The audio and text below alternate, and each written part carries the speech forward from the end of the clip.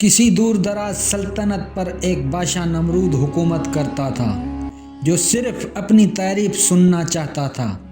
اس کا غرور آسمان کو چھو رہا تھا۔ اس نے اپنی محل کے سامنے ایک بہت بڑا مجسمہ بنوایا اور حکم دیا کہ ریاست کا ہر شخص گزرتے وقت اسے جھک کر سلام کرے۔ جو اس حکم کی خلاف ورزی کرے گا اسے عبرتناک سزا دی جائے گی۔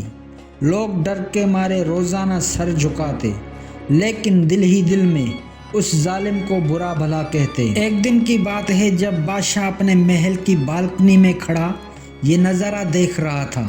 اس نے دیکھا کہ ایک 6 سال کا معصوم بچہ علی بھاگتا ہوا مجسمے کے پاس سے گزرا۔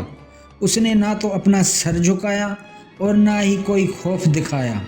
بادشاہ کا غصہ آسمان پر پہنچ گیا۔ اس نے فوراً اپنے سپاہیوں کو حکم دیا کہ اس بچے کو پکڑ کر دربار میں لایا جائے۔ سپاہی بچے کو کھینچتے ہوئے بادشاہ کے سامنے لے آئے۔ بادشاہ غصے سے گرجتے ہوئے، او نادان بچے، کیا تمہیں میرے قانون کا علم نہیں؟ تم نے اس مجسمے کو کیوں نہیں جھک کر سلام کیا؟ کیا تمہیں موت کا خوف نہیں؟ بچہ علی خوف زدہ نہیں ہوا، بلکہ اس نے پوری ہمت سے بادشاہ کی آنکھوں میں آنکھیں ڈال کر دیکھا اور کہا، اے بادشاہ، میں تو صرف ایک چھوٹی سی بات پر حیران ہوں۔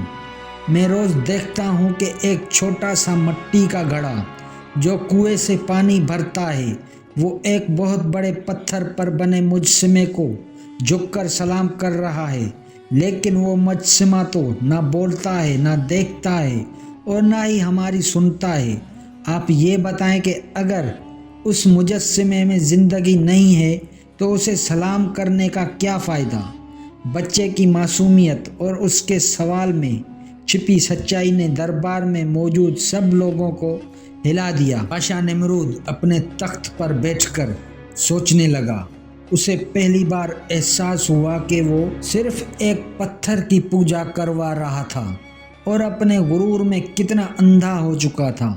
بادشاہ نے فوراً حکم دیا کہ مجسمہ توڑ دیا جائے اور آج کے بعد ریاست میں کسی کو بھی جبری طور پر سلام یا تعریف کرنے پر مجبور نہیں کیا جائے گا۔ دوستو، اس کہانی سے ہمیں یہ سبق ملتا ہے کہ حقیقی طاقت غرور میں نہیں بلکہ سچائی اور انصاف میں ہوتی ہے، جو کبھی کبھی ایک معصوم بچے کی زبان سے بھی سنائی دیتے ہیں۔